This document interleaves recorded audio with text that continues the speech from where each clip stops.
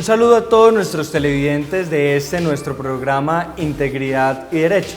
El día de hoy vamos a hablar de un tema que para nosotros es de la mayor relevancia, un tema que nos apasiona mucho, que es precisamente todo lo relacionado con delitos sexuales. Aquí desde nuestra firma Integridad Legal traemos al equipo que precisamente asume la defensa de este tipo de delitos, y para eso tenemos hoy a una de las mayores expertas en la materia. Esto es la doctora Claudia Patricia Morales Manrique, abogada penalista, experta en Derecho Penal, especialista en Derecho Procesal Penal, magíster en Derecho Penal y en Derecho Procesal Penal, hoy con el objetivo de precisamente buscar derrocar algunos mitos y algunas creencias populares que hay en torno a este tipo de situaciones.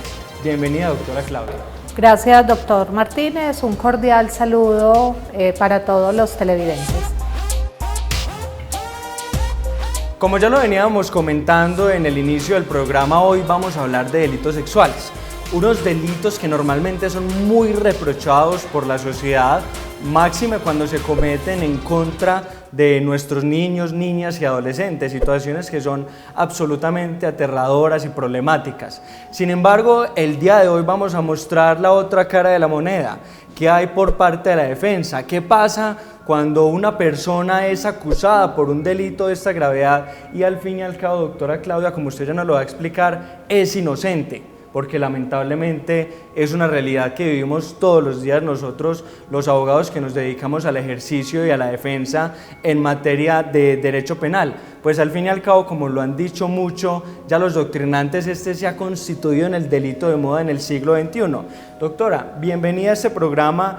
Iniciemos por hablar entonces de un tema muy importante. ¿Qué tengo que hacer si yo conozco que he sido denunciado, que estoy inmerso en una acusación de esta naturaleza?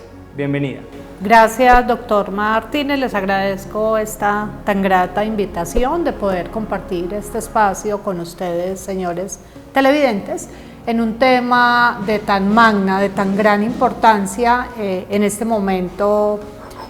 Y lo digo porque, como bien hemos sabido, si bien existen gran cantidad de denuncias y hay muchos niños, niñas y adolescentes que son víctimas de este tipo de delitos, si bien es cierto y que ellos son sujetos de especial protección constitucional, pues como bien lo dice nuestra Constitución, valga la redundancia, pero también es cierto, doctor Martínez, que a lo largo de estos años se han venido suscitando, se han venido presentando una cantidad de denuncias temerarias, lo que conocemos denuncias falsas, en contra de muchos ciudadanos, y ahí es donde se le hace el llamado a la sociedad, a la comunidad, de que efectivamente si usted es denunciado por un tipo de delitos de esta categoría y usted es inocente, tiene derecho a que se le presente o más que se le presente, que usted busque un buen abogado. ¿Para qué? Para que represente sus intereses, para que demuestre su inocencia, en el entendido de que usted tiene derecho a un debido proceso probatorio, y siempre hay una presunción hermosa que consiste en que se presume la inocencia hasta que se demuestre lo contrario. Entonces yo le digo esto, doctor Juan David Martínez, porque es muy triste cuando uno se encuentra en la sociedad la forma como estigmatizan a una persona que ha sido denunciada por una conducta como estas, y es muy desalentador cuando toda la sociedad te recrimina sin esperar un fallo final, porque tú tienes ese derecho constitucional a demostrar tu inocencia, y si tú eres inocente tienes derecho a conseguir un muy buen abogado, tienes derecho a que se te respete ese debido proceso y a que un juez constitucional falle en derecho. Entonces ahí es donde está lo interesante de este tema, para que ustedes como sociedad de alguna manera, si tienen conocimiento de ese tipo de denuncias, se acerquen a la fiscalía, contacten un buen abogado para que lo represente y poder ejercer en debida forma esa defensa técnica para representar sus intereses. Doctor, usted empieza tocando un tema muy importante, y es ese reproche social anticipado que existe en este tipo de delitos. Aquí nosotros los abogados siempre desde nuestra formación, incluso en los primeros semestres de Derecho, cuando veíamos por allá Introducción al Derecho, nos hablaban mucho de ese tema de las sentencias anticipadas. Y yo creo que en este tipo de delitos es sin lugar a dudas en aquellos en que con mayor rigor se ve esta situación en la que la sociedad condena antes de que incluso llegue la condena de un juez de la República. Estas situaciones también se han visto muy agravadas y son discusiones complejas que hay que vivir en el marco del derecho constitucional, por ejemplo, en lo relacionado con lo que es, doctora, el escrache, ¿cierto? Esta práctica que ha sido bien vista por parte de la Corte Constitucional como un derecho que tiene la víctima de precisamente exponer de manera pública la supuesta situación de violencia sexual que vivió. Y lo cierto es que cuando el escrache es bien practicado, cuando el escrache tiene como fundamento una situación de abuso sexual real, pues se vuelve una herramienta muy poderosa para la víctima. Pero también lamentablemente vemos cientos de denuncias falsas todos los días en el que salen personas en redes sociales a atentar contra el buen nombre de un ciudadano que es inocente, atentar contra el buen nombre de su familia, atentar contra esa presunción de inocencia que también es un derecho constitucional que tienen los ciudadanos. De ahí, doctora, que ya que realizamos este contexto, porque hay que quitarnos el sesgo, hay que quitarnos la máscara, y esa es la invitación que le estamos haciendo a nuestros televidentes, empecemos, doctora, ahora sí por contarle a ellos, listo, ya sé que me van a denunciar, que tengo una denuncia o que tengo un proceso abierto por un acceso carnal, por un acto sexual abusivo, bueno, cualquier delito relacionado con la integridad y la formación sexual. ¿Cuáles son los primeros pasos que debo de ejecutar? Sí, doctor Juan David, usted toca temas muy importantes y de plano hay que reconocer que el abordaje, el manejo de estos delitos es complejo, precisamente por esa protección que se le da a las víctimas en este tipo de delitos, y sabio es ese criterio pues que se ha venido adoptando no solo por la Corte, nuestras máximas instituciones, sino también por los estamentos internacionales. Obviamente es sano que se proteja, y es el deber ser, a una víctima de estos delitos. Con eso no existe el mayor disenso y efectivamente, como lo dije ahora, son sujetos de especial protección, y si son niños, niñas, adolescentes, obviamente pues la Constitución así lo exige, y ahora con el tema de la perspectiva de género, que también es demasiado importante de cara a ese respeto pues por la mujer, ¿cierto? Pero como hemos venido abordando esta charla tan maravillosa, también existe la otra arista, y es cuando nos encontramos inmersos en una falsa denuncia. Siempre yo he dicho, doctor, y usted cuando me estaba hablando me hizo recordar cuando yo empecé a defender este tipo de delitos, porque yo tuve la bendición de pertenecer a la Defensoría Pública durante muchos años de mi vida, y precisamente empecé a trabajar en pueblos donde me percataba de que habían personas inocentes, de que estaban falsamente denunciadas. Y ahí es donde pues me tocaste el corazón, ahí es donde yo cogí ese amor a defender estas personas que la sociedad las estigmatiza y que los da por responsables sin haber agotado el debido proceso. Entonces, ahí quiero llegar hoy, qué pena, doctor, esta pequeña interpelación, pero es porque, ¿qué tiene que hacer una persona si se da cuenta de una denuncia? Obviamente el ciudadano es consciente de si es responsable o no. Independiente de eso, debe conseguir un muy buen abogado, porque todo ciudadano tiene derecho a un debido proceso. Y una defensa. Y una defensa efectiva, es un derecho constitucional que lo tenemos todos los ciudadanos. Pero, ¿qué es lo más recomendable? Obviamente, si a una persona tiene una denuncia de este talante, reitero, consiga un buen abogado, acérquese al fiscal del caso. Los fiscales son muy receptivos, hay un grupo interesante, en este caso del oriente antioqueño, a nivel Antioquia. Los fiscales siempre van a recibir al abogado, ellos son muy receptivos con uno, y sobre todo que ellos vean el interés que tiene la persona de comparecer al proceso, que no tiene ningún ánimo de obstruir la justicia, que quiere aclarar la situación. Obviamente la Fiscalía en estos casos, doctor Martínez, y obviamente con su fundamento legal y constitucional, en la mayoría de los casos va a emitir o solicitar más ante un juez de control de garantías una orden de captura para efectos de poder hacer comparecer al ciudadano y poderle formular unos cargos, una imputación, lo que llamamos, y después el debido proceso que se viene después de ello. Pero por eso es que yo insisto, si usted tiene conocimiento de una denuncia, acérquese al fiscal con su buen abogado.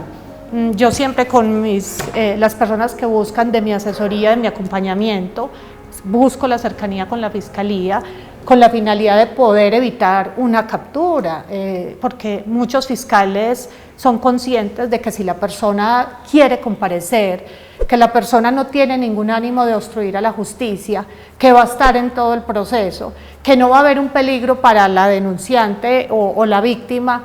En estos casos, con seguridad que el fiscal va a optar por permitirte que te defiendas en libertad. Pues dependiendo también de varias situaciones. Sí, eso es muy relativo, ¿cierto? Pero ahí es donde yo insisto, doctor, uno tiene que ser muy profesional, la ética siempre la debemos llevar de la mano, pero obviamente va implícita una buena asesoría, y lo mínimo que tiene que hacer uno como abogado, yo lo digo pues desde mi punto de vista, muy respetable cada abogado como trabaje, pero es buscar a la fiscalía, lograr acercamientos. ¿Para qué? Para evitar una posible captura. Obviamente el fiscal tiene la potestad, si a pesar de que usted se acerque como abogado y que le presente al ciudadano, si el fiscal opta por proferir o solicitar ante un juez de control de garantías esa captura, pues tiene toda la facultad legal y constitucional, pero por lo menos son vías, doctor Martínez, que hay que agotar de parte del abogado para garantizarle en la mayor medida posible el debido proceso a ese ciudadano. Sí, pero permítame tratar ese ítem en un segundo punto. Vamos primero a abordar que usted viene haciéndonos unas afirmaciones muy importantes.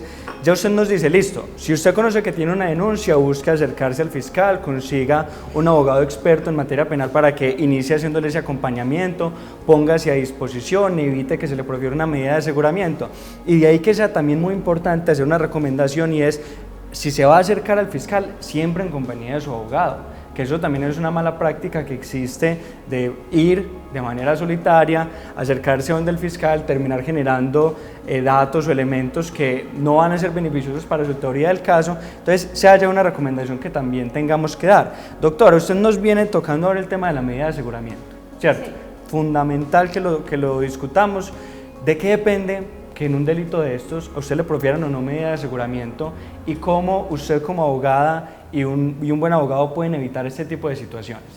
A ver, doctor Juan David, en estos temas, como bien somos conscientes, los abogados que abordamos y que defendemos esta modalidad delictiva, de plano, de acuerdo con la legislación, ¿cierto? Hay artículos de la normatividad procesal penal, obviamente bajo los cuales la Fiscalía se fundamenta para poder solicitarle al juez una medida de aseguramiento. A los televidentes, ¿qué es una medida de aseguramiento? Para que nos entiendan más, en términos más sencillos, sí, es cuando al ciudadano se le respeta un debido proceso probatorio, pero la ley le da la facultad a la Fiscalía o a la víctima o al representante de víctima, ¿cierto? Obviamente la víctima bajo su representante, de que se solicite una medida de aseguramiento, es que la persona esté privada de la libertad mientras demuestra su inocencia a lo largo del proceso. Entonces, ¿qué pasa en esa audiencia, doctor? Como yo les decía ahora, hay casos donde uno se acerca al fiscal y los fiscales son receptivos dentro de su autonomía de mirar si efectivamente emiten una orden de captura o si van ante un juez de control de garantías después a formular una imputación y a solicitar una medida, ¿cierto? Hasta ahí vamos. ¿Quién decide en última si esa medida de aseguramiento es factible imponerla? Un juez constitucional. Y los jueces constitucionales, hablo por los del Oriente, usted va a encontrar jueces muy ilustrados en el área, son personas muy constitucionales, muy preparadas, y uno lo que percibe en estas audiencias es que efectivamente ellos están ejerciendo en debida forma esa función constitucional. Y yo he tenido un sinnúmero de casos, inclusive en Antioquia, Bello, Medellín, que los jueces se han apartado de que porque es un delito de esta categoría, necesariamente la persona tiene que ir a prisión mientras demuestra su inocencia. Es decir, lo digo en palabras más sencillas, los jueces ejercen una función muy imparcial, y eso me parece maravilloso. En este pleno siglo XXI, con todas estas normas tan hermosas, precisamente que propugnan porque la libertad se restrinja de la menor manera posible, ellos hacen un verdadero análisis constitucional. Y ahí es donde yo quería resaltar que no en todos los casos la persona va a prisión bajo la figura de medida de aseguramiento en esa etapa pues inicial del proceso. Yo personalmente he tenido cantidad de audiencias en los últimos días donde le hemos demostrado al juez, no solo probatoria, sino con unos muy buenos argumentos de que no es necesario que el ciudadano esté privado de la libertad para que le permitan demostrar su inocencia. Aquí vienen muchos factores, doctor, esto es un tema, yo diría, de todo un buen rato, porque es que la medida de aseguramiento no opera ipso facto, o sea, no es que a usted lo capturen y que un fiscal va a pedir una medida de aseguramiento y que inmediatamente el juez la va a imponer, no, los jueces hacen un análisis, a uno como abogado le dan la facultad de poderse oponer a esa medida con argumentos muy constitucionales, argumentos serios, y cómo uno le puede demostrar al juez constitucional de que no es necesario que esa persona vaya a prisión para que se le permita estar en libertad. Aquí es muy importante, doctor, tener en cuenta que hay una prohibición del Código de la Infancia, artículo 199 de la Ley de Infancia y Adolescencia, que expresamente consagra que en este tipo de delitos no se pueden imponer otro tipo de medidas menos lesivas, que siempre que un juez considere que hay una medida preventiva, debe ser el centro de reclusión. Claro que sí. El objetivo entonces, usted ya nos va aclarando, la medida de aseguramiento no opera de manera automática, hay que hacer una discusión ante el juez constitucional, hay que buscar que opere una de las causales pues que la habilitan, y hay una situación que se vuelve muy importante para los ciudadanos, ya lo vamos a abordar, y es precisamente todas estas situaciones que están relacionadas con las falsas creencias en relación a la aceptación de cargos, en relación a los preacuerdos, si es verdad que eso disminuye los delitos como las personas piensan que lo hacen. Esto va a ser precisamente un tema, doctora, que vamos a tratar después precisamente de un pequeño bloque de anuncios institucionales.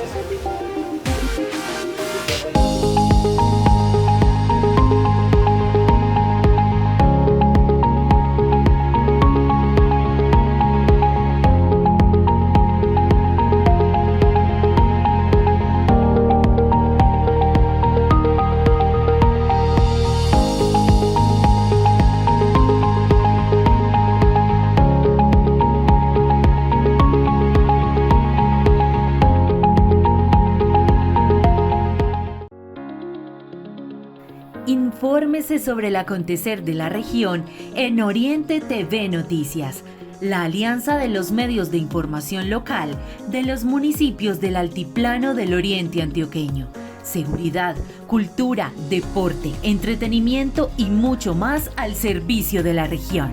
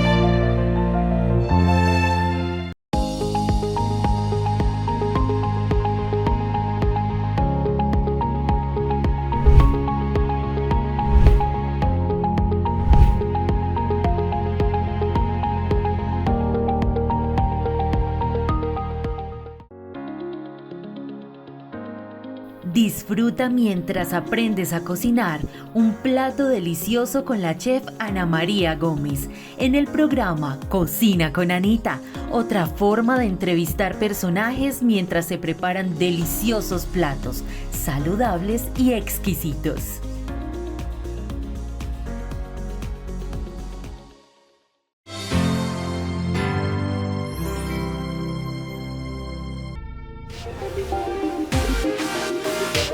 Bueno, como lo veníamos hablando antes de estos mensajes institucionales, hoy estamos hablando de delitos sexuales, de cómo se asumen este tipo de defensas.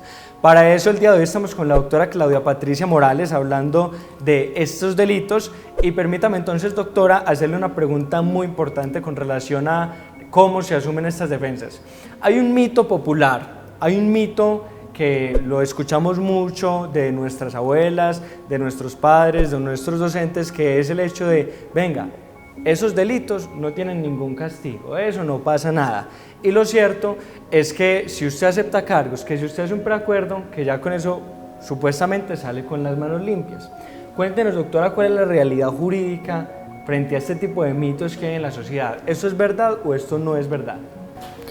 No, yo considero, doctor Martínez, que más que un mito, la gente a veces tiene mucha desconfianza en la justicia, ¿cierto? Y son argumentos populares, pero no tienen pues fundamento serio al respecto. ¿Yo qué les puedo decir en eso? A ver, estos delitos no admiten ninguna rebaja, ¿cierto? O sea que si usted hace una negociación con la fiscalía, obviamente las puede hacer, no hay una prohibición legal, usted puede hacer un preacuerdo, es totalmente legal, pero no se va a hacer acreedor de ninguna rebaja. Entonces, como yo le digo siempre a las personas que buscan de mi acompañamiento, si usted es inocente, pues ¿para qué va a hacer un preacuerdo? Váyase a un juicio y demuestre su inocencia, ¿cierto? Y a uno muchas veces le consultan personas que obviamente tienen su responsabilidad, porque hay gran cantidad de denuncias que tienen su fundamento, no son temerarias, no son falsas, pero yo pienso que también obviamente esa persona tiene derecho a un debido proceso, claro que a un debido proceso, a que se practique esa prueba, y siempre insisto, al legislador prohibir rebajas, no admite domiciliarias, no admite suspensión condicional de ejecución de la pena, sí o sí la persona tiene que ir a prisión. Entonces ahí es donde está el llamado. Yo siempre voy a insistir, si usted es inocente, por más complejo que sea el caso, demuestre su inocencia con una buena representación de un buen abogado. Claro que sí, doctora. Partiendo de ese hecho de que en este tipo de delitos no hay subrogados penales, de que en este tipo de delitos, aunque usted acepte cargos, no le van a disminuir la pena, ahora abordemos una discusión muy importante. Se sabe que este tipo de delitos han tenido una serie de aspectos problemáticos que se evidencian más que en la teoría o en la formulación de cómo están constituidos estos delitos, se evidencian es en la práctica, ¿cierto? Tenemos situaciones como los elementos de corroboración periférica, como la valoración probatoria, como el tema del enfoque de género. Cuéntanos usted, doctora, entonces, ¿cuáles cree usted que son esos aspectos problemáticos y cómo se desarrollan en la práctica judicial? A ver, doctor, usted toca un tema también demasiado interesante y yo estoy convencida, inclusive hay muchos colegas que no les gusta defender este tipo de delitos, precisamente por la complejidad que emana de ello. Es importante resaltar que sí es complejo el proceso, obviamente por las garantías, no lo digo desde un punto de vista malo, no, es totalmente legal y constitucional que a la víctima se le proteja y que tenga, y sobre todo cuando estamos hablando de niños, niñas, adolescentes que tienen ese derecho protegido, ese raigambre constitucional, ese derecho pro infans. Pero, a ver, yéndonos a ser muy puntuales en lo que usted plantea, es claro que el proceso es complejo, no es lo mismo defender, y lo digo en términos coloquiales, un homicidio que defender un delito sexual de esta naturaleza. Porque en el delito de homicidio, si usted es inocente, demostrará o no que estuvo en el lugar de los hechos, que usted estaba en otro lugar, ¿cierto? Bueno, un sinnúmero de situaciones. Pero en un proceso como estos, son los delitos que comúnmente conocemos delitos de alcoba, así se han venido llamando. Y es donde está la versión de la víctima versus la versión del victimario. Pero en ese sentido, yo que llevo tantos años en esto, es muy importante porque la Corte Suprema de Justicia, en la jurisprudencia que se ha venido decantando desde que empezamos el sistema procesal penal, llevamos más de 14 años ya con esta sistemática, y la Corte Suprema ha venido depurando el tema, y me parece que ha sido muy sabia, porque la Corte acoge, y lo voy a decir de pronto en términos coloquiales o más sencillos, para que la audiencia me entienda. La Corte al principio se decía, y la Corte avalaba esa postura de que los niños siempre decían la verdad, ¿cierto? Hablando de víctimas menores, pero ahora se ha venido depurando en el entendido de que un menor también puede mentir, un menor también puede tener un móvil en perjudicar, una animadversión. Entonces la Corte ha sido muy sabia y han acogido criterios del derecho español, y son criterios que le permiten a uno ejercer una defensa. Por ejemplo, son muchos, no son taxativos, pero ¿qué tiene que hacer el abogado? Si la denuncia es falsa, en términos coloquiales, para que me entiendan, yo tengo que demostrarle al juez qué interés pudo haber tenido esa persona en presentar eso, en una falsa denuncia. Porque, y razón tiene la Corte, bueno, si a ti te denuncian y no es cierto, si son falsos esos hechos, ¿qué interés puede tener esa persona en perjudicarte? Entonces, eso es uno de los puntos que hay que demostrarle al juez. Vuelvo y reitero, no es taxativo, el juez valorará la posibilidad, lo que llamamos factores de corroboración, si efectivamente existió posibilidad de que la víctima estuviera a solas con el victimario, si ese día que se señala habían más personas o no. Es un caso muy bonito para trabajar, sobre todo, yo insisto, cuando a uno se le dan los elementos para demostrar al juez la inocencia. Si la víctima tiene alguna sintomatología asociada con el abuso, es decir, si tiene alguna afectación psicológica, no queriendo decir con ello que en todos los casos vaya a haber afectación psicológica por el abuso. Claro, o sea, todo sí es muy relativo. Y desde el punto de vista del enfoque de género, doctora, ¿qué elementos problemáticos y en la valoración probatoria se evidencian en la práctica judicial? A ver, el tema del enfoque de género, a mí me parece que maravilloso, y de cara con todo el avance que se ha venido decantando en pro de la protección de las mujeres, me parece muy interesante la línea jurisprudencial que se ha venido decantando. Para nosotros, yo creo, doctor, que si somos muy profesionales, si es un juez conocedor de la causa, si es un juez constitucional, no resulta tanto una problemática, porque es que el enfoque de género no es que te permita o que te releven la posibilidad de poder hacer una defensa. No, el enfoque de género es donde hay unas aristas de protección a la mujer que me parecen muy válidas, es el deber ser, pero que los jueces constitucionales hacen esa balanza y te permitan defender, porque no es que no te puedas defender como muchos piensan, no, enfoque de género. Y entonces, no es que se invierta la carga de la prueba. No. Y no es que desaparezca la presunción de inocencia. No, la presunción de inocencia está incólume, muy válido tu aporte, doctor Martínez, solo que hay unos aspectos que son, diría yo, de máximo respeto, porque hay derechos que se pueden vulnerar, esa integridad de esa víctima que ha denunciado, pero no es que de plano te estén coartando la posibilidad de defenderte, ¿cierto? Obviamente hay unas restricciones desde el punto de vista constitucional y legal, y ahora vía jurisprudencial en pro o en protección de la mujer, pero no quiere decir con ello que te estén negando la posibilidad de poder demostrar tu inocencia. Claro que sí, doctora. Por último, para cerrar entonces el programa, cuéntenos si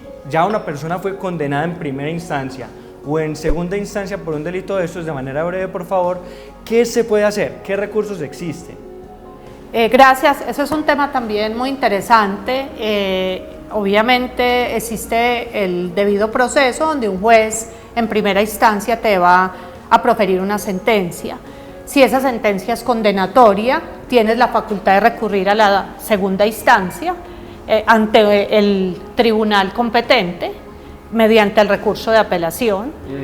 A grosso modo, pues consiste en que tú recurres, tienes que presentar una muy buena apelación como abogado, tienes 5 días después de que el juez profiera tu sentencia para que fundamentes muy bien los motivos de disenso, o sea, porque consideras que el juez se equivocó en la valoración de la prueba. ¿Y si condenan en segunda instancia también, doctora? Y si condenan en segunda instancia, existe un recurso extraordinario ante la Corte de Casación, no es una tercera instancia, no es una apelación, es un recurso extraordinario, como su nombre lo indica, requiere de una técnica especial y usted la maneja muy bien. Sí, nosotros prestamos ese servicio.